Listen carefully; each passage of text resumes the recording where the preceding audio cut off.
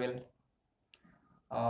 In previous video, we have already discussed about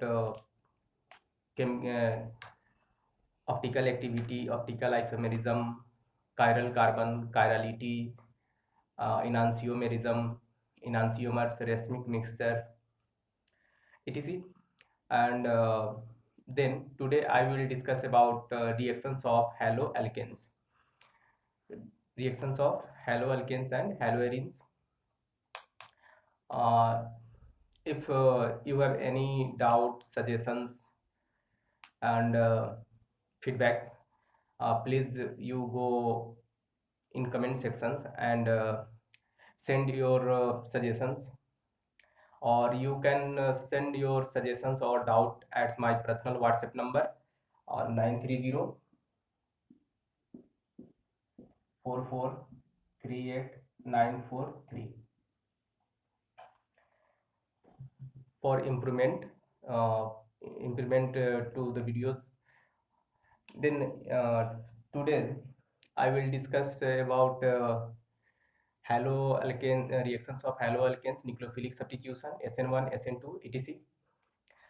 This video is especially for the student of 12th class or 12th going students according to NCERT syllabus, CBSE norms. Then I will discuss the reactions of haloalkanes. The important reactions given by haloalkanes are nucleophilic substitution reaction, nucleophilic substitution reaction, second elimination reaction, and third reactions with metals.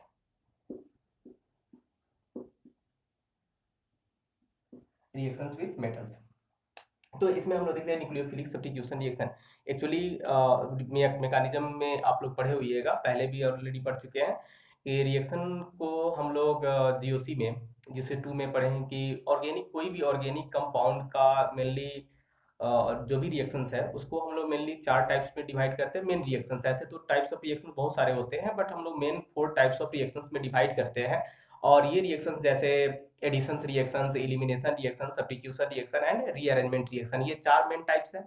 तो हम लोग को पहले ये देखना है कि हैलोअल्केन्स में ये जो रिएक्शंस हम लोग देखने जा रहे हैं वो कौन कौन सा रिएक्शन कर सकता है। तो अगर हम लोग सिर्फ सब्स्टिट्यूशन की बात करें तो सब्स्टिट्यूशन में आप देखिएगा, सब्स्टिट्यूशन में रिएक्शंस में भी 3 तरह का है। उसका मैकेनिज्म के अगर आधार पे देखें तो एक है nucleophilic substitution reaction, electrophilic substitution reaction and free radical substitution reaction. Same as अगर हम लोग एडिशन रिएक्शंस की बात करें तो एडिशंस में nucleophilic addition reaction, electrophilic addition reactions and free radical additions reactions. Elimination में बहुत सारे तरह का elimination, E1 and E2 mainly हम लोग 2 पार्ट पढ़ते हैं एलिमिनेशन रिएक्शंस में। तो यहाँ पे फिलहाल अभी हम लोग देखेंगे कि हैलोअल्केन कौन कौन सा रिएक्शंस दे सकता है। तो आप यहाँ पे देखिए हैलोअल्केन में ये कार्बन, हाइड्रोजन और अल्काइल ग्रुप, ये दोनों जब एक साथ जुड़ा हुआ होगा तो इसमें हम देखेंगे कार्बन के साथ जुड़ा हुआ हाइड्रोजन, ये मोर इलेक्ट्रोनेगेटिव एटम है। हाइड्रोजन ग्रुप यानी कि फ्लोरीन, क्लोरीन, ब्रोमीन, आयोडीन, तो ये बहुत ज्यादा इलेक्ट्रोनेगेटिविटी होने के कारण hydrogen gets partial negative charge and carbon gets partial positive charge. तो इसमें अगर हम लोग बात करें तो इलेक्ट्रोनेगेटिविटी के डिफरेंस के कारण यहाँ पे पोलैरिटी प्रोड्यूस हो गया, और किसी भी बॉन्ड में अगर पोलैरिटी आ जाता है तो बॉन्ड में फ्री रेडिकल सब्स्टिट्यूशन नहीं हो सकता। तब हम लोग यहाँ पे कौन सा सब्स्टिट्यूशन हो सकता है, क्योंकि यहाँ पे हाइड्रोजन एटम को सब्स्टिट्यूट करना है, हाइड्रोजन एटम को डिस्प्लेस करना है। तो इसमें डिस्प्लेसमेंट में हम लोग देखेंगे तो ये जब भी डिस्प्लेसमेंट होगा तो ये सिर्फ और सिर्फ न्यूक्लियोफिलिक सब्स्टिट्यूशन हो सकता है, इलेक्ट्रोफिलिक तो हो नहीं सकता, क्योंकि इलेक्ट्रोफाइल पे पॉजिटिव चार्ज होता है और पॉजिटिव चार्ज नेगेटिव चार्ज को डिस्प्लेस नहीं करेगा, बट नेगेटिव चार्ज को डिस्प्लेस कर सकता है। तो अब हम लोग यहाँ पे स्पेशली इसमें हम लोग पढ़ेंगे न्यूक्लियोफिलिक सब्स्टिट्यूशन रिएक्शंस। दूसरा, ये एडिशन रिएक्शंस भी नहीं दे सकता है। एडिशन रिएक्शंस क्योंकि वैसे कंपाउंड्स में होता है जहां पे डबल या ट्रिपल बॉन्ड हो, दैट मींस कि कंपाउंड्स अनसैचुरेटेड हो। कहीं भी अगर मल्टीपल बॉन्ड है तो उसका क्राइटेरिया है कि वहां पे उस एडिशन रिएक्शंस हो सकता है। तो यहाँ पे हम लोग देख सकते हैं कि ये जब भी होगा तो कोई ना कोई दूसरा न्यूक्लियोफाइल इसको सब्स्टिट्यूट करेगा, दैट मींस कि इसका न्यूक्लियोफिलिक सब्स्टिट्यूशन रिएक्शन। एलिमिनेशन की बात करेंगे तो आगे हम लोग एलिमिनेशन को डिटेल देखेंगे। ये रिएक्शन एलिमिनेशन रिएक्शन भी दे सकता है, इसमें एडिशन रिएक्शन नहीं हो सकता है। और तीसरा रिएक्शन हम लोग का मेटल के साथ रिएक्शंस। तो फर्स्ट हम लोग रिएक्शंस में आते हैं nucleophilic substitution reaction. Nucleophilic substitution reaction में न्यूक्लियोफिलिक सब्स्टिट्यूशन रिएक्शन, तो पहले ये समझना है कि सब्स्टिट्यूशन रिएक्शन दैट मींस कि डिस्प्लेसमेंट रिएक्शंस बोल सकते हैं हम लोग। कोई भी एक एटम या ग्रुप किसी दूसरे सबस्ट्रेट मॉलिक्यूल से किसी दूसरे एटम या ग्रुप को डिस्प्लेस करता हो और उसके सेचुरेशन और अनसेचुरेशन में कोई भी डिफरेंस नहीं है, तब हम लोग कहेंगे कि ये रिएक्शंस सब्स्टिट्यूशन रिएक्शंस हैं। और ये सब्स्टिट्यूशन रिएक्शन अगर कोई पार्टिकुलर स्पेसिस दैट मीन्स कि रीएजेंट्स न्यूक्लियोफाइल या इलेक्ट्रोफाइल के आधार पर हम लोग उसका अलग अलग नेम करेंगे। जैसे अगर कोई भी सब्स्टिट्यूशन रिएक्शन न्यूक्लियोफाइल के द्वारा होता है तो उसको हम न्यूक्लियोफिलिक सब्स्टिट्यूशन रिएक्शन बोलेंगे। तो then we discuss about nucleophilic substitution reaction. The definition is the substitution reaction the substitution reaction which is carried out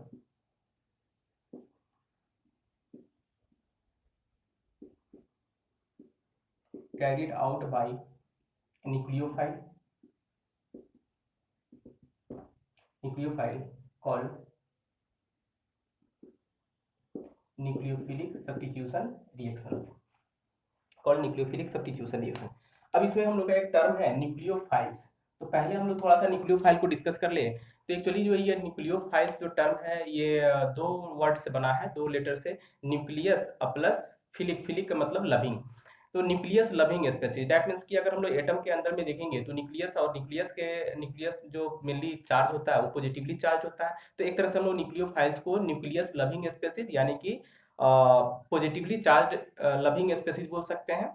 that means कि पॉजिटिव चार्ज की तरफ जो भी अट्रैक्ट होने वाला ग्रुप है वो वैसा ही ग्रुप होगा, या तो जिसके पास इलेक्ट्रॉन का डेंसिटी बहुत ज्यादा हो यानी दैट मीन्स कि लोन पेयर हो, या फिर जिसके पास निगेटिव चार्ज हो। तो ऐसे स्पेसीज को हम लोग न्यूक्लियोफाइल बोलेंगे। तो न्यूक्लियोफाइल्स में हम लोग यहाँ लिख सकते हैं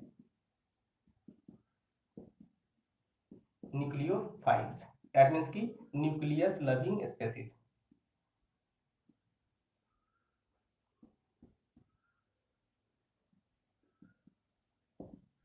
न्यूक्लियस लविंग स्पेसीज, और इसी को हम लोग इलेक्ट्रॉन रिच स्पेसीज बोल सकते हैं, क्योंकि न्यूक्लियस का मतलब पॉजिटिव चार्ज हो गया।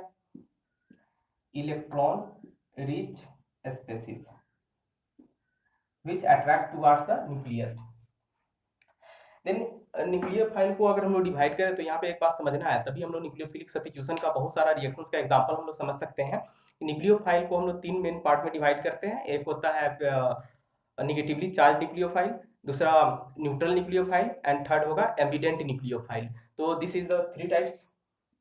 Nucleophile is of three types. Firstly charge nucleophile, और न्यूक्लियोफाइल को हम लोग इस तरह से निगेटिवली चार्ज स्पेसीज से भी डिनोट करते हैं, Nu माइनस। न्यूक्लियोफाइल का ये सिंबल हो गया, तो हम लोग यहाँ पे लिखेंगे चार्ज न्यूक्लियोफाइल। चार्ज न्यूक्लियोफाइल ये ऐसा न्यूक्लियोफाइल्स है जिसपे क्लियरली हम लोग को दिखाई देगा कि वहां पे निगेटिव चार्ज हो। कोई भी निगेटिवली चार्ज स्पेसीज को हम लोग चार्ज न्यूक्लियोफाइल बोल सकते हैं। तो निगेटिवली चार्ज स्पेसीज में यहाँ पे निगेटिवली चार्ज स्पेसीज, एग्जाम्पल के तौर पे हम लोग ले सकते हैं यहाँ पे कि ये Cl minus, Br minus, OH minus, H minus, R minus, OR minus,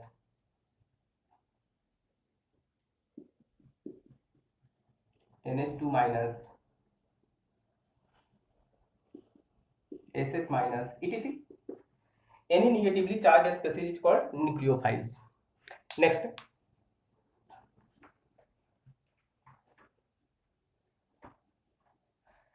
second one is neutral nucleophile.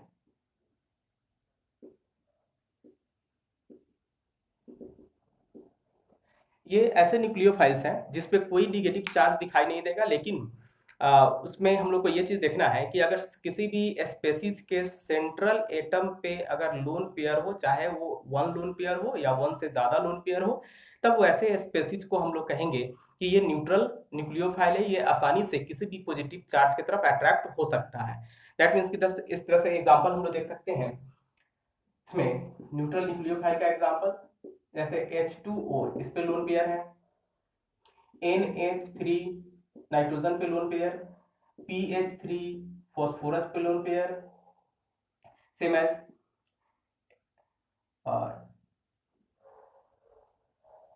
H2S इस पे लोन पेयर, एंड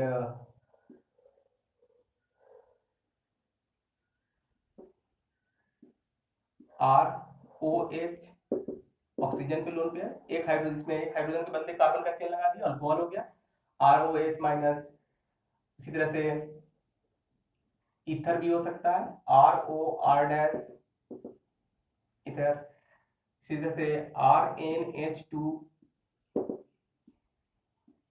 वो प्राइमरी एमीन्स जिसको हम लोग बोलेंगे, R2NH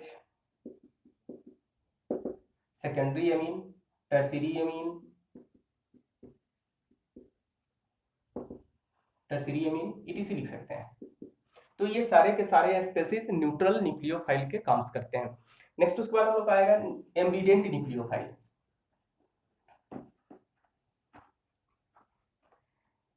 third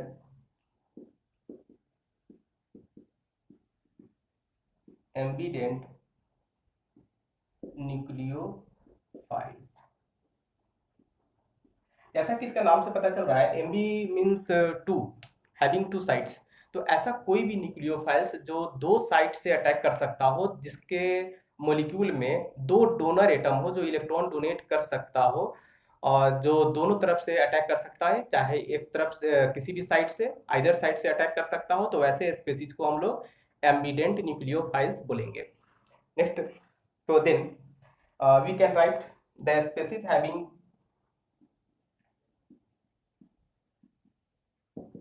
the species having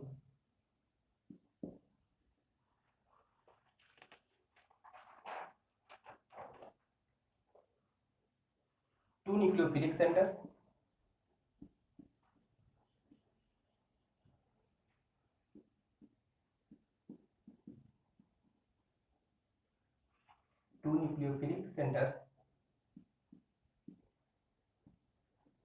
are called ambident nucleophiles.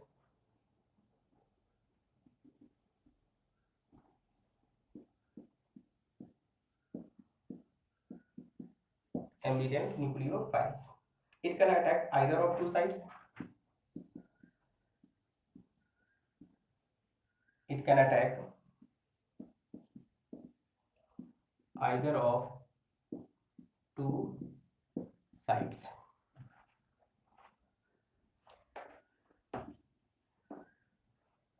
तो इसके examples हम लोग देख सकते हैं कि ऐसा कौन कौन सा स्पेसीज है जो 2 साइड से अटैक कर सकता हो, जिसके पास 2 न्यूक्लियोफिलिक सेंटर्स हो।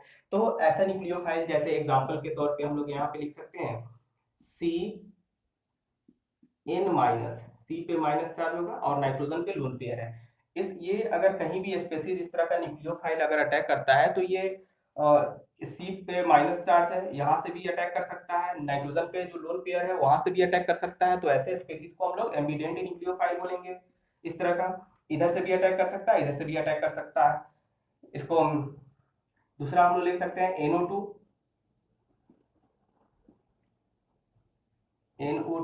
ऐसे, इस पे भी लोन पेयर है। और इसको हम लोग ऐसा भी लिख सकते हैं,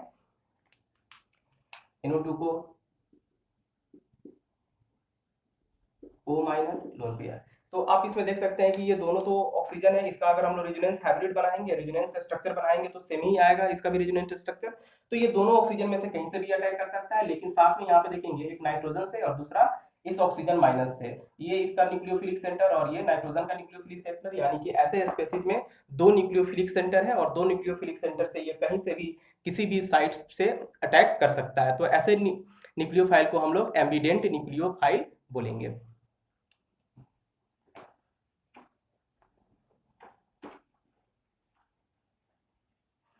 नेक्स्ट हम लोग का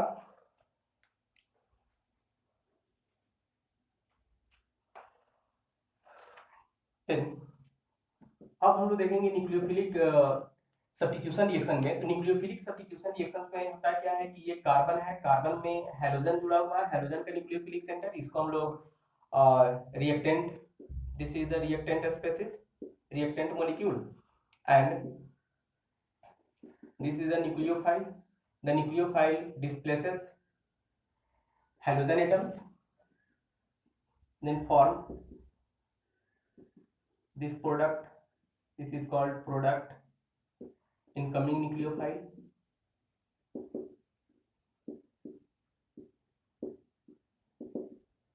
incoming nucleophile product, and plus gives X minus, which is called leaving group. X minus is called leaving group. तो ये लिविंग ग्रुप हो गया। यहाँ से हेलोजन यानी कि ये न्यूक्लियोफाइल इस हेलोजन को यहाँ से डिस्प्लेस कर रहा है। तो इसी रिएक्शंस को हम लोग न्यूक्लियोफिलिक सब्स्टिट्यूशन रिएक्शन बोलेंगे, जिसको हम लोग इस तरह से रिप्रेजेंट किए हैं। अब इस न्यूक्लियोफिलिक सब्स्टिट्यूशन रिएक्शंस में बहुत सारे एग्जांपल्स हैं जो हम लोग आगे करेंगे। उससे पहले हम लोग न्यूक्लियोफिलिक सब्स्टिट्यूशन रिएक्शंस का मैकेनिज्म थोड़ा सा देखेंगे कि मैकेनिज्म क्या होता है। तो next we come at the mechanism of nucleophilic substitution reaction. और न्यूक्लियोफिलिक सब्स्टिट्यूशन रिएक्शन, अगर हम लोग यहाँ पे थोड़ा सा बात करें मैकेनिज्म से पहले कि इस न्यूक्लियोफिलिक सब्स्टिट्यूशन रिएक्शन किस फैक्टर्स पे डिपेंड करता है, तो सबसे पहले एक चीज होगा कि ये कोई भी एक न्यूक्लियोफाइल दूसरे न्यूक्लियोफाइल को कब डिस्प्लेस कर पाएगा। तो उसके लिए दो क्राइटेरिया होना चाहिए कि ये जो न्यूक्लियोफाइल है, इस न्यूक्लियोफाइल के पास इस रिमूव होने वाले लिविंग ग्रुप से ज्यादा न्यूक्लियोफिलिसिटी होना चाहिए। दैट मींस कि ये nucleophile, incoming nucleophile should be more powerful than living groups. That means कि इसका न्यूक्लियोफिलिसिटी, इसका अटैक करने का पावर बहुत ज्यादा होना चाहिए। जितना ज्यादा इसका अटैकिंग पावर होगा, जितना ज्यादा स्पीड होगा, दैट मीन्स कि जितना ज्यादा न्यूक्लियोफिलिसिटी होगा, तो जितना ज्यादा न्यूक्लियोफिलिसिटी होगा उतना आसानी से इस X माइनस को ये रिप्लेस कर पाएगा। दूसरी चीज है कि ये बॉन्ड, इसको रिप्लेस करने के लिए ये बॉन्ड का बीच का टूटना जरूरी है। तो ये बॉन्ड होमोलाइटिक हेटेरोलाइटिक बॉन्ड फिशन से टूटेगा। तो इस तरह से ये हाइड्रोजन जितना वीकली जुड़ा हुआ रहेगा कार्बन से, उतना आसानी से ये लीव कर सकता है, उतना आसानी से अलग हो सकता है, और तब न्यूक्लियोफाइल आसानी से वहां पे अटैक कर पाएगा। तो यहाँ पे दो फैक्टर्स इंपॉर्टेंट है न्यूक्लियोफिलिक सब्स्टिट्यूशन के लिए।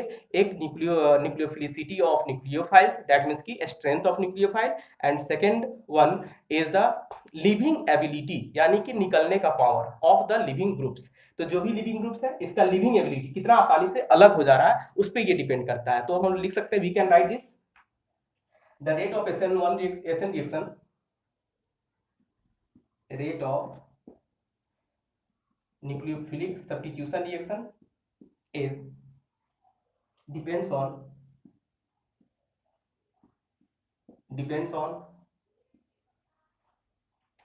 living ability of the living group,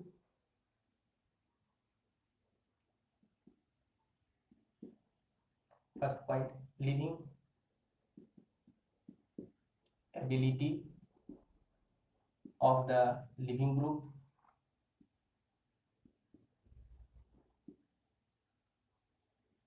leaving group, that means कि जो जितना आसानी से लिविंग ग्रुप लिव कर जाता है, जितना आसानी से निकल सकता है, उसको हम लोग गुड लिविंग ग्रुप बोलेंगे। तो हम लोग लिख सकते हैं should be good leaving group, good leaving group. Second one is nucleophilicity of nucleophile.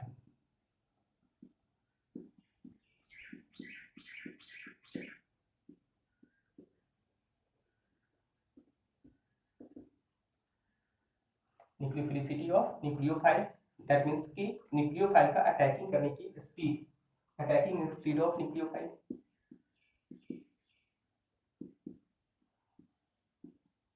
Attacking speed of nucleophiles. तो ये दो फैक्टर्स हैं जिसपे न्यूक्लियोफिलिक सब्स्टिट्यूशन रिएक्शन डिपेंड करता है, कितना आसानी से न्यूक्लियोफिलिक सब्स्टिट्यूशन यहाँ पे हो सकता है। नेक्स्ट उसके बाद हम लोग देखेंगे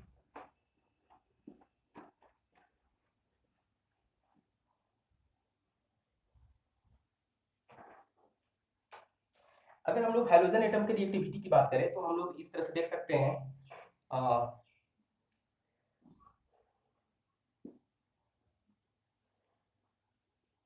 the reactivity of the reactivity order of alkane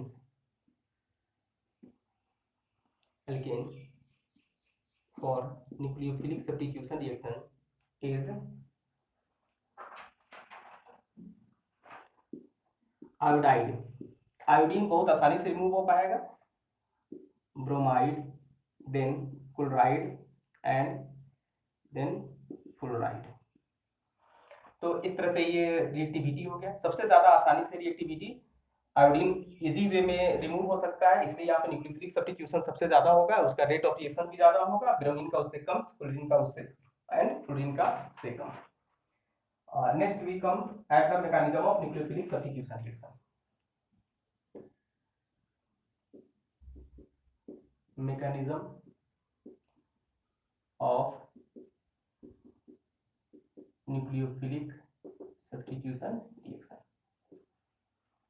mechanism nucleophilic substitution reactions का अगर हम लोग मैकेनिज्म देखेंगे तो ये मैकेनिज्म तीन तरह का होता है, mainly SN1 reaction, SN2 reaction and SNI।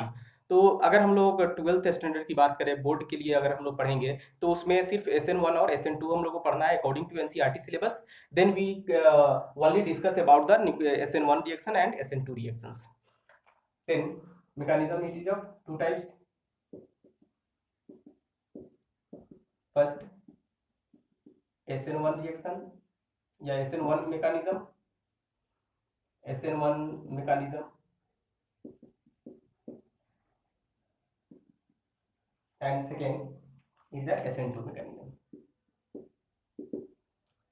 First में SN1 mechanism या SN1 reaction भी लिख सकते हैं। Then we come at the SN1 reaction।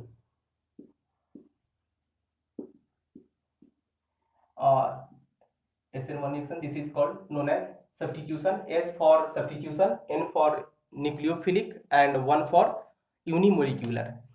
So this can also be written as substitution nucleophilic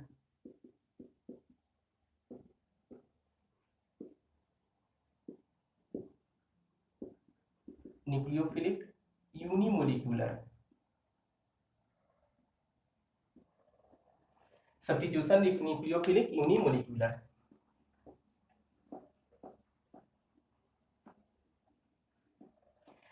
substitution unimolecular का मतलब हो गया कि अगर हम लोग केमिकल काइनेटिक्स की थोड़ी सी बात करेंगे तो वहां पे रेट ऑफ रिएक्शंस के बारे में हम लोग को पढ़ना होता है। अगर कोई भी रिएक्शंस अगर सिर्फ और सिर्फ रिएक्टेंट के सिंगल रिएक्टेंट के कंसंट्रेशन पे डिपेंड करेगा तो हम लोग कहेंगे कि ये यूनिमोलिकुलर रिएक्शन है। अगर दो रिएक्टेंट के कंसंट्रेशन पे डिपेंड करता है तो बाइमोलिकुलर रिएक्शंस बोल सकते हैं उसका। तो ऑर्डर ऑफ रिएक्शंस हम लोग देखते हैं कि किस रिएक्टेंट के कितने पावर पे डिपेंड करता है। तो डेट मीन्स कि अगर सिंगल रिएक्टेंट का मोलिक्यूल इन्वॉल्व है, सिंगल मोलिक्यूल इन्वॉल्व है उसका कंसंट्रेशन, तो हम लोग कहेंगे कि ये फर्स्ट ऑर्डर रिएक्शंस है। दो मोलिक्यूल के कंसंट्रेशन पे डिपेंड कर रहा है, डेट मीन्स कि सेकंड ऑर्डर रिएक्शंस है। तो इस तरह से हम लोग यहाँ पे कह सकते हैं कि SN1 रिएक्शन, यहाँ पे 1 लिखा हुआ है, डेट मीन्स कि यूनिमोलिकुलर रिएक्शंस है, that is rate of reactions. Rate of reactions depends only on the point wise हम लोग लिखते जाएंगे। Rate of reaction only depends only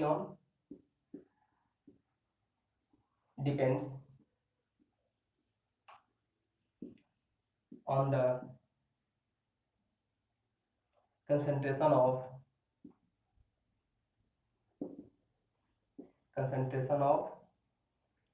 one reactant only।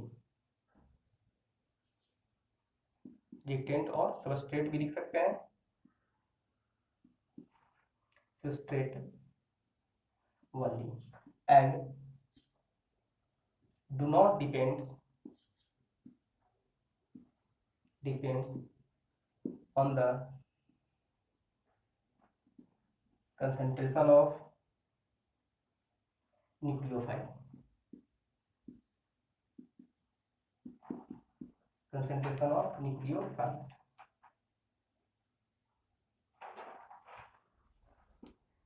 and this reaction is first order reaction.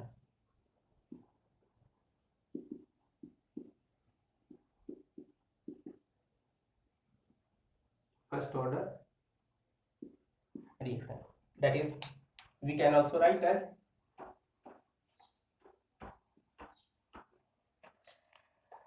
therefore we can write as rate of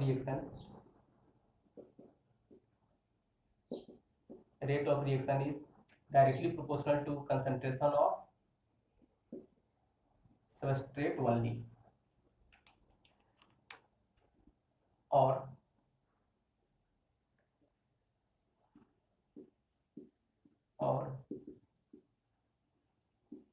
rate of reaction is equal to, जब हम लोग इसका proportionality का sign हटाएंगे तो constant लगाएंगे k into concentration of substrate. Square bracket में लिखने का मतलब है कि इसको हम लोग कंसंट्रेशन बोलते हैं, यानी कि दैट मींस की concentration of substrate. Concentration of substrate,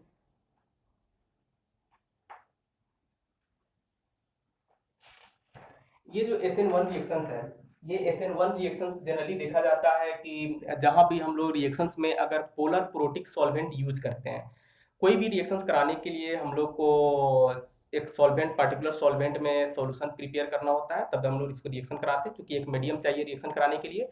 तो अगर हम लोग सॉल्वेंट के रूप में पोलर प्रोटिक सॉल्वेंट अगर यूज करते हैं, पोलर प्रोटिक मीन्स ऐसा कोई भी सॉल्वेंट जो H+ आयन को रिलीज करता हो, प्रोटॉन को रिलीज करता हो, तो वैसे सॉल्वेंट को पोलर प्रोटिक सॉल्वेंट बोलेंगे, जो इजी वे में H+ को आयोनाइज कर देता हो। तो ऐसे सॉल्वेंट में अगर हम लोग रिएक्शंस कराते हैं, तब वहां पे मैक्सिमम चांसेस होता है सब्स्टिट्यूशन, SN1 सब्स्टिट्यूशन होने का, यानी कि न्यूक्लियोफिलिक सब्स्टिट्यूशन, यूनिमोलिकुलर रिएक्शंस होने का। तो हम लोग यहाँ पे देख सकते हैं, एक पॉइंट हम लोग लिख सकते हैं, इट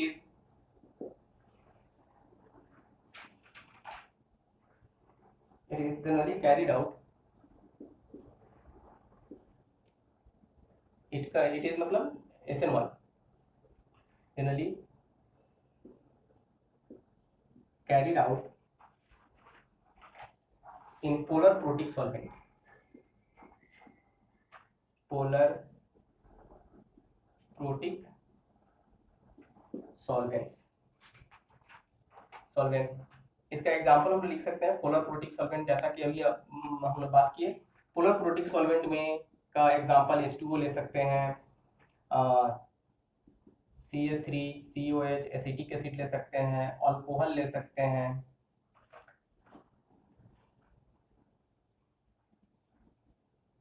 फॉर्मिक एसिड ले सकते हैं, फॉर्मिक एसिड etc। मेन हम लोग देखते हैं कि SN1 रिएक्शन किस चीज पे डिपेंड करता है। SN1 रिएक्शन प्रोसीड करता है 2 स्टेप में। Now SN1 reaction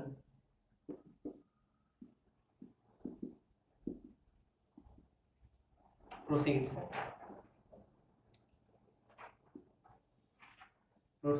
in 2 steps,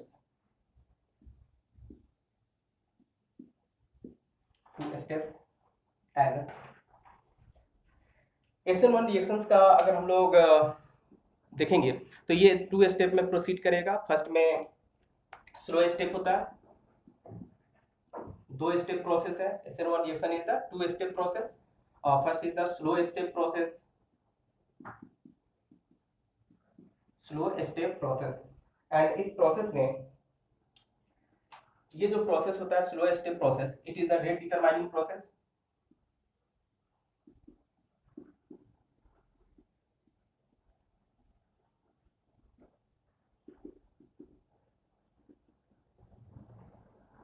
rate determining process. Next हम लिखेंगे,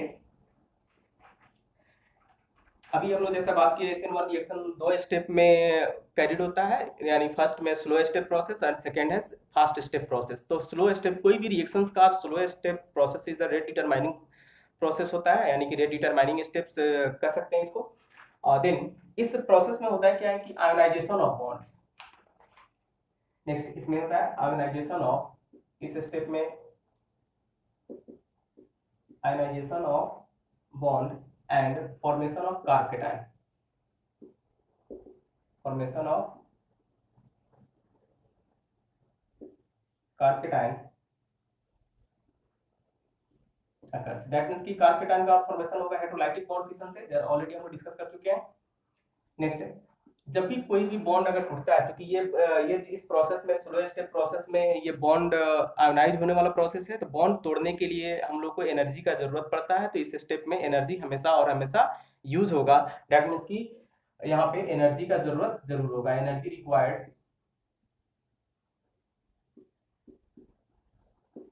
in the process. That is, we can also say that endothermic process, endothermic step. That's ये हो गया हम लोग का रिएक्टेंट X. और इस स्टेप में हम लोग देखेंगे, इसमें पार्शियल माइनस होगा, इसमें पार्शियल प्लस होगा. इस स्टेप, ये स्लो स्टेप है बॉन्ड, और स्लो स्टेप में ये इस तरह से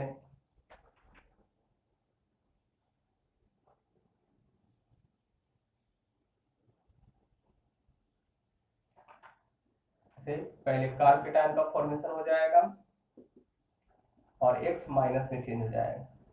कार्बन पे प्लस आएगा, हेटेरोलाइटिक बॉन्ड फिशन, यहाँ से ये वाला बॉन्ड टूट सकता है. टूटने के बाद X पे माइनस आएगा, कार्बन पे प्लस आएगा, कार्पेटाइन का फॉर्मेशन हो गया. यहाँ पे हैलाइड आयन बाहर आ गया. नेक्स्ट उसके बाद है हम लोग का सेकेंड प्रोसेस, यानी कि fast step process.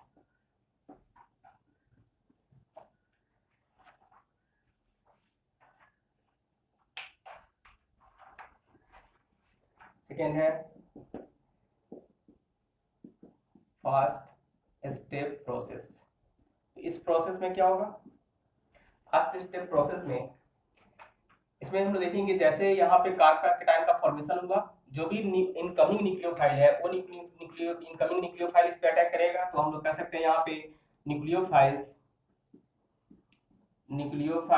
Attacks on the carbocation and formation of new bond and formation of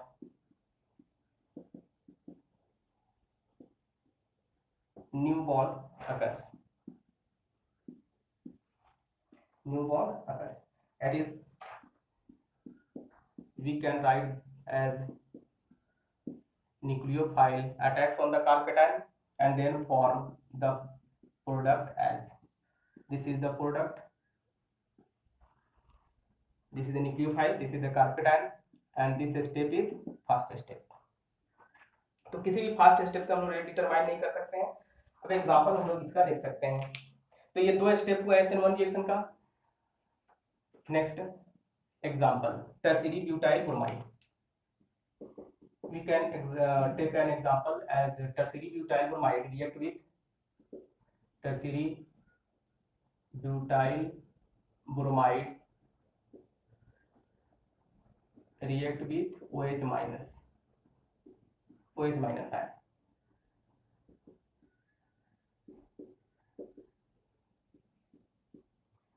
This is the tertiary butyl and this is the bromide, tertiary butyl bromide.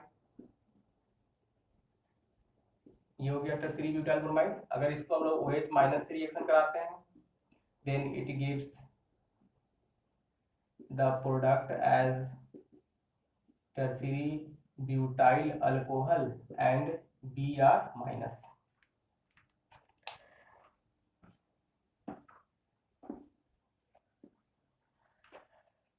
Now we see the mechanism of this reaction. इसका mechanism से अगर हम लोग समझेंगे, ये हम लोग का रिएक्टेंट हो गया, रिएक्टेंट ये न्यूक्लियोफाइल प्रोडक्ट और ये हो गया लिविंग ग्रुप. तो मैकेनिज्म में हम लोग सबसे पहले फर्स्ट स्टेप में स्टेप फर्स्ट, तो जैसा कि हम लोग देख रहे थे कि स्टेप फर्स्ट में पहले रिएक्टेंट पार्टिसिपेट करेगा और रिएक्टेंट ही आयोनाइज करता है, उसमें फर्स्ट स्टेप में न्यूक्लियोफाइल इन्वॉल्व नहीं रहेगा. इसलिए हम लोग यहाँ पे कहेंगे कि सिर्फ और सिर्फ रिएक्टेंट इन्वॉल्व हो रहा है. और ये स्लो स्टेप प्रोसेस में, तो slow step process is rate determining process. then we can say that the rate of reaction is only depends on the concentration of reactants and not the concentration of nucleophiles. This is the reactant CH3, CH3, CH3, Br, and this ionization of bond occurs. This is the slow step, and this form tertiary butyl carpation plus Br minus. Br minus.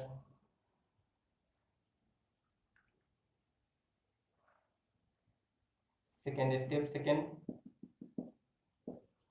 Step second में first step process है कि इस पे nucleophile attack करेगा कार्पेटान पे CH3 plus nucleophile OH minus attacks on the carpetan and form new bond CH3OH. This is the product and this is the first step.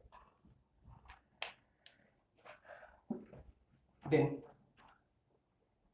rate of reaction depends only on the concentration of reactant. Therefore we can write the rate of reaction is equal to concentration of K into concentration of this reaction CH3 3 times attached with the carbon. Then we can also write CH3 whole 3 carbon and Br. This is the reactant. Rate of reaction and not the depends on the concentration of nucleophile. क्योंकि fast step process से हम लोग कोई भी rate determine नहीं कर सकते, इसलिए फास्ट स्टेप प्रोसेस में जो भी न्यूक्लियोफाइल या ये कार्पेटाइन इन्वॉल्व है इसके हम लोग कंसंट्रेशन को नहीं लेते हैं, इसलिए यहाँ पे हम लोग न्यूक्लियोफाइल का कंसंट्रेशन इसमें यूज नहीं कर सकते हैं. नेक्स्ट हम लोग देखते हैं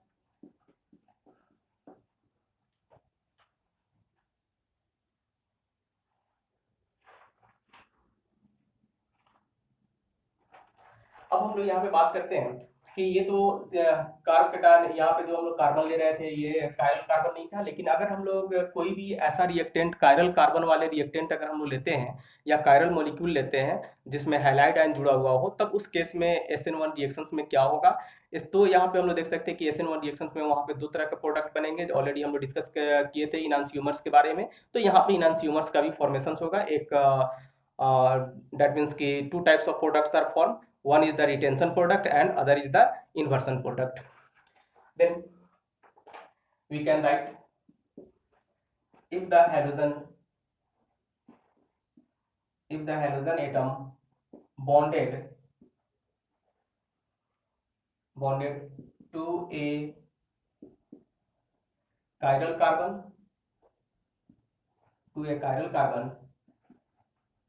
leads to the formation of enantiomers. Leads to the formation of enantiomers. That is inversion as well as retention products are formed. तो यहाँ पे हम लोग देख सकते हैं कि अगर कायरल मॉलिक्यूल लेते हैं, ऐसा कोई भी मॉलिक्यूल जिसमें कायरल कार्बन हो, तो कायरल कार्बन से अगर हाइड्रोजन जुड़ा हुआ हो, तो इस रिएक्शन में SN1 रिएक्शंस में यहाँ पे हम लोग को दो प्रोडक्ट देखने को मिलेगा, रिटेंशन प्रोडक्ट और इन्वर्सन प्रोडक्ट. तो हम लोग इसका मैकेनिज्म से हम लोग समझ सकते हैं. एक एग्जांपल ले सकते हैं. जैसे एग्जांपल के लिए अगर हम लोग कोई भी कायरल कार्बन अगर हम लेते हैं इस तरह से कार्बन, इसके साथ एक हाइड्रोजन जुड़ा हुआ हो, ठीक है, और हाइड्रोजन जुड़ा हुआ कायरल कार्बन हमको चाहिए. कायरल कार्बन का मतलब कि all four groups attached with the carbon will be different. Then we take CH3. This is the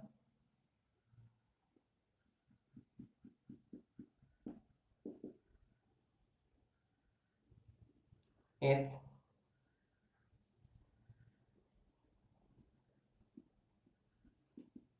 and different. ये ग्रुप और ये सभी डिफरेंट हो गया. यहाँ पे हम लोग कुछ भी Br लेते हैं, late Br and react with OH minus, then the product will be, there are two types of product formed such as CH3,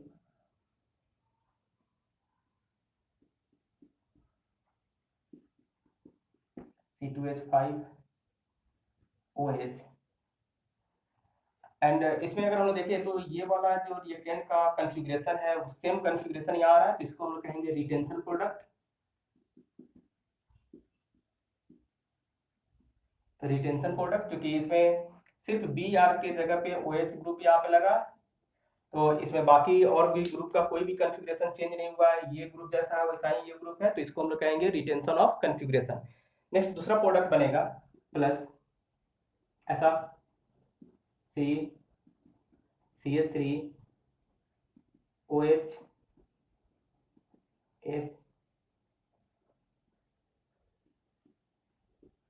C2H5, और ये प्रोडक्ट इन्वर्जन प्रोडक्ट कहलाएगा, इन्वर्जन प्रोडक्ट। तो हम लोग कह सकते हैं कि ये वाला रिटेंशन प्रोडक्ट है और ये इन्वर्जन प्रोडक्ट है, इसमें इसका कॉन्फ़िगरेशन और इसका कॉन्फ़िगरेशन दोनों एक दूसरे के अपोजिट है, तो इस तरह से दो तरह का यहाँ पे ये बन रहा है। वो इसलिए कि ये वाला जो कार्बन है ये कायरल कार्बन है और कायरल कार्बन से Br जुड़ा हुआ है। तो जब भी हमेशा ये बात को ध्यान रखना है कि अगर कोई भी हैलोजन वाला कंपाउंड हम लोग लेते हैं और उसमें हैलोजन एटम अगर कायरल कार्बन वाले ग्रुप से जुड़ा हुआ है, कायरल कार्बन एटम से जुड़ा हुआ है, तो वहां पे SN1 रिएक्शन अगर होता है तो उस SN1 रिएक्शन के कारण दो तरह का प्रोडक्ट फॉर्म करेगा, एक रिटेंशन प्रोडक्ट और दूसरा इन्वर्सन प्रोडक्ट। इसका मैकेनिज्म हम लोग यहाँ पे देख सकते हैं। Now we can see the mechanism as mechanism। ये SN1 रिएक्शन हम लोग पढ़ रहे थे, तो SN1 में ऑलरेडी हम लोग पढ़े हैं कि यहाँ पे ये दो स्टेप प्रोसेस है, सेकेंड दो स्टेप प्रोसेस, फर्स्ट स्टेप है, तो फर्स्ट स्टेप में सिर्फ और सिर्फ रिएक्टेंट इन्वॉल्व रहेगा। ये जो रिएक्टेंट है हम लोग का, इसी रिएक्टेंट को हम लोग यहाँ पे लिख सकते हैं CH3CBr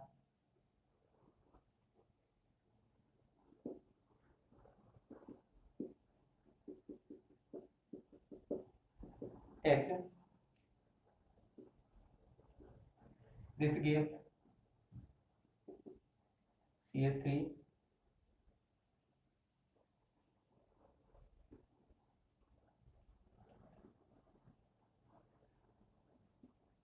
C2H5 and H and plus Br minus.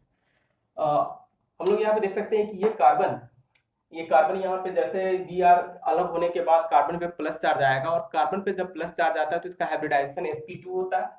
इसका हाइब्रिडाइजेशन अगर हम लोग देखें तो ये sp2 होगा और इसका जो शेप होगा वो प्लेनर शेप होगा, प्लेनर। इसलिए हम लोग यहाँ पे कह सकते हैं ये सबके बीच 120 का एंगल बनाएगा। इसमें अब कोई भी वेज और डैश हम लोग रिप्रेजेंट नहीं करेंगे, क्योंकि सारा के सारे एक ही प्लेन पे आएंगे, तो एक प्लेन पे आने के कारण ये इसको हम लोग सिर्फ ऐसे दिखा सकते हैं। नेक्स्ट हम लोग देखेंगे तो ये कार्बेटाइन का फॉर्मेशन हो गया, सेकेंड स्टेप, और ये स्टेप है slow step, rate determining step, and then this is the step first. Now step second, that means कि स्टेप सेकेंड में nucleophile attacks on the carbocation. Now nucleophile is the OH minus and carbocation is as CH3 H C2H5 and this is the। आप यहाँ पे देख सकते हैं जैसे ये मॉलिक्यूल है, इस मॉलिक्यूल में आप देखिए किसी को भी हम लोग एक हैलोजन एटम ले लेते हैं, तो ये हैलोजन एटम अगर ले लिए, इस हैलोजन एटम को अगर हम लोग रिमूव करते हैं, हैलोजन एटम को रिमूव करने के बाद ये सारे के सारे एटम इस तरह से 120 डिग्री पे अरेंज हो जाते हैं, और 120 डिग्री पे जब अरेंज हो जाएंगे, अब ये जो इनकमिंग न्यूक्लियोफाइल है वो इनकमिंग न्यूक्लियोफाइल इधर से भी अटैक कर सकता है, इधर से भी अटैक कर सकता है। दैट मीन्स कि दोनों साइड में, यानी कि अगर हम लोग देखें इसको इस साइड से या इस साइड से अगर ऐसे है तो इधर से भी अटैक कर सकता है, इधर से भी अटैक कर सकता है। तो किसी भी साइड से अगर अटैक करेगा, अगर इस साइड से अटैक करेगा तो ओरिजिनल कॉन्फ़िगरेशन का सेम हो सकता है, और इधर से अटैक करे तो अपोजिट हो सकता है। तो इस तरह से दो तरह का प्रोडक्ट यहाँ पे बनेगा। तो हम लोग देख सकते हैं कि this can attacks as this and as this is called path 1 and path 2। अगर ये OH माइनस इस साइड से अटैक करता है तो इस साइड से अटैक करने का मतलब है कि ये जो हाइड्रोजन एटम है वो अरेंज हो जाएगा, यानी कि बैक साइड में चला जाएगा। तो इस तरह से हम लोग देख सकते हैं अटैक करने के कारण सी, ये जो हाइड्रोजन है ये पीछे के साइड जाएगा, पीछे के साइड जाने के मतलब इस तरह से back side H C2H5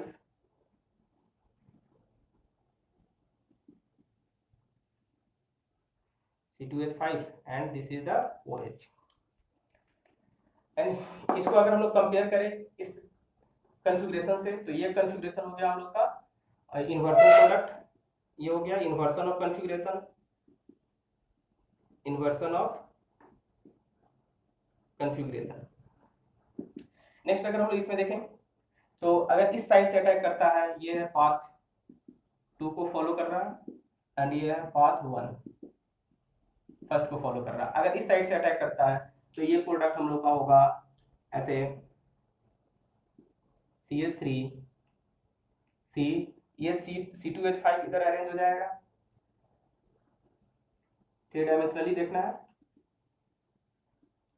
C2H5 जैसे पहले था एंड देन OH। इसको कहेंगे हम लोग retention of configuration, retention of configuration. अब हम लोग इस दोनों प्रोडक्ट को अगर थोड़ा सा ध्यान दें तो दोनों प्रोडक्ट आसानी से हम लोग को दिख जाएंगे कि ये दोनों प्रोडक्ट एक दूसरे का मिरर इमेज है। इस तरह से एक रिटेंशन और दूसरा हो गया इन्वर्सन। तो रिटेंशन और इन्वर्सन प्रोडक्ट एक दूसरे का मिरर इमेज है और मिरर इमेज होने के कारण इसको हम लोग पेयर ऑफ इनांसियोमर्स बोल सकते हैं। तो ये फर्स्ट प्रोडक्ट हो गया, फर्स्ट और दूसरा इसका सेकेंड। देन वी कैन से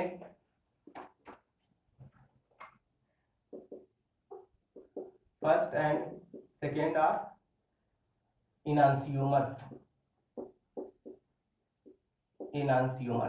because both are mirror images of each other and दोनों को एक दूसरे पे अगर रखें तो ये दोनों एक दूसरे पे कोइंसाइड नहीं करेंगे, तो नहीं करेंगे तो हम लोग कह सकते हैं कि ये नॉन सुपर इम्पोसिबल है और इस तरह से ये दोनों एक दूसरे का इनांसियोमर्स कहलाएंगे या फिर इस दोनों को हम लोग इनांसियोमेरिक पेयर बोल सकते हैं। Okay, first and second are enantiomers और इनांसियोमेरिक पेयर।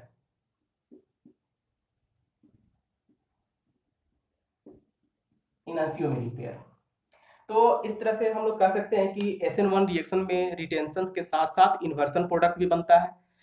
तो हम लोग यहाँ पे लिख सकते हैं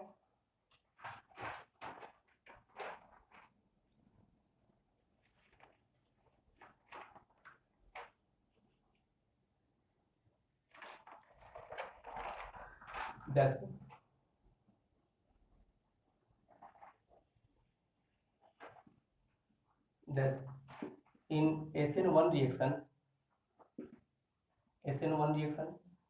the inversion as well as retention products are formed। चलिए, तो अब यहाँ पे हम लोग को देखना है कि कहीं भी अगर इन्वर्सन और रिटेंशन प्रोडक्ट अगर बनता है तो एक चीज और वहां पे समझना है, क्योंकि ये सारा रिएक्शन तो एक ही मीडियम में हो रहा है, एक ही कंटेनर में हो रहा है, तो एक ही जगह पे प्रोडक्ट बन रहा है। तो एक ही जगह पे प्रोडक्ट बन रहा है तो एक का प्रॉपर्टी है प्लेन पोलर आई लाइट को राइट में बेंड करने का, दूसरे का प्रॉपर्टी होगा लेफ्ट में बेंड करने का। तो इस तरह से दोनों जब एक दूसरे के साथ रहेंगे तो वहां पे दोनों अगर मिक्स होते हैं, अगर 50-50 अमाउंट में दोनों बनता है तब वहां पे दोनों मिक्स होने के बाद रेसमिक मिक्सचर का फॉर्मेशन करेगा। अगर 50% नहीं बनता है, मान लेते कि एक रिटेंशन अगर 40% बना और इन्वर्सन 60% बना, तो 40 एंड 60, तो इसका 40 और 60 का 40 पार्ट दोनों एक दूसरे को कैंसिल करेगा और रेसमिक मिक्सर बन जाएगा। बाकी जो इन्वर्सन का 20 बच गया वो 20 पार्ट इन्वर्सन प्रोडक्ट के रूप में रह जाएगा। तो एज फाइनल प्रोडक्ट अगर हम लोग देखेंगे वहां पे, तो ये फाइनल प्रोडक्ट वहां पे सिर्फ और सिर्फ क्या दिखाई देगा, रेसमिक प्रोडक्ट दिखाई देगा और इन्वर्सन प्रोडक्ट दिखाई देगा। तो इस तरह से इसको अगर थोड़ा सा हम लोग डिटेल में देखेंगे तो हम लोग लिख सकते हैं यहाँ पे, इसमें देखा जाता है ऐसे प्रैक्टिकली कि इन्वर्सन प्रोडक्ट ज्यादा बनता है रिटेंशन के कंपैरिजन में। तो हम लोग यहाँ पे कर सकते हैं the products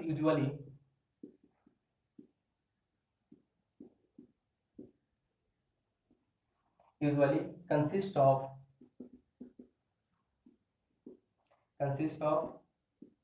more inversion product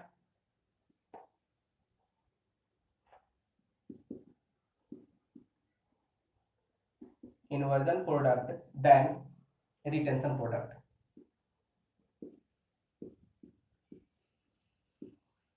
Retention product in most of cases the product usually consists of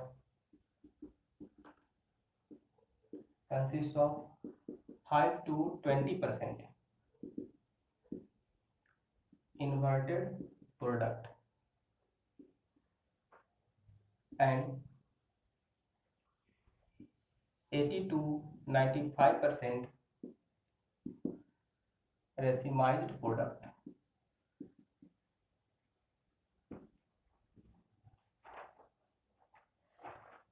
Then तो final as final product, then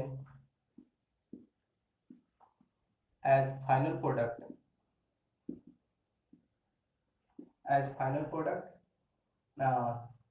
are racemized and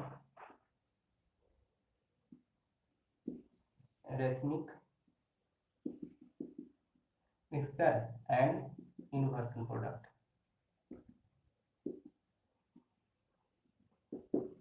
तो ये फाइनल प्रोडक्ट हम लोग का हो गया।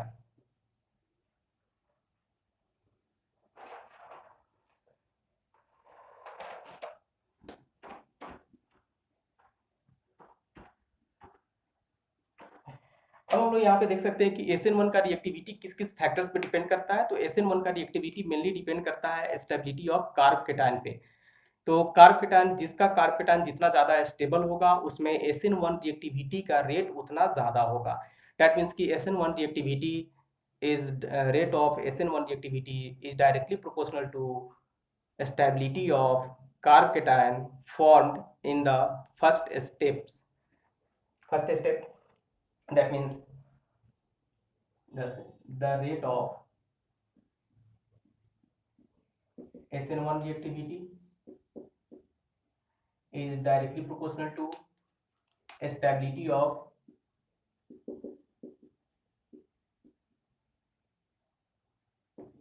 carb cation formed in first step. तो किसका कार्ब केटायन का स्टेबिलिटी ज्यादा होगा? अगर रिएक्टेंट के केस में हम लोग बात करेंगे तो हम लोग को देखना होगा कि रिएक्टेंट से हैलोजन एटम अलग होने के बाद उसका कार्ब केटायन कितना ज्यादा स्टेबल बनने वाला है। तो जितना ज्यादा स्टेबल कार्ब केटायन बनेगा उसमें SN1 रिएक्शंस होने का चांसेस उतना ज्यादा बढ़ते जाएगा। तो हम लोग यहाँ पे देख सकते हैं कि इसका कार्ब केटायन का स्टेबिलिटी का ऑर्डर, तो order of stability of carb cation, stability of carb cation and SN1 reactivity दोनों साथ में हो जाएगा। तो अब देखिए जितना ज्यादा किसी कार्ब केटायन से फिनाइल ग्रुप जुड़ा हुआ रहेगा, ऐसे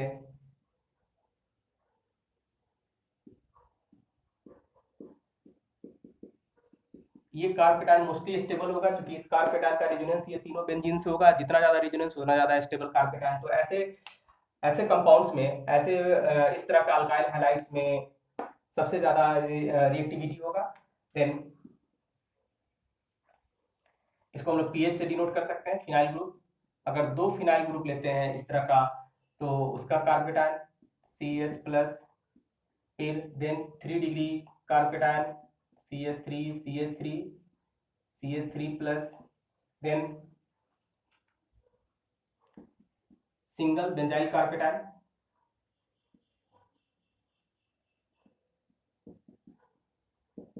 CH2 प्लस बेंजाइल कार्बेटाइन हो गया, CH2 double bond CH2 allyl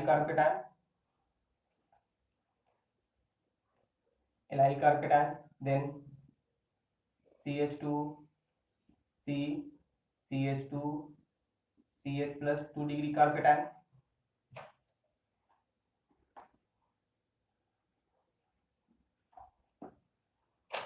then CH3 CH2 plus ethyl carbocation and last one is methyl कार्बेटाइन।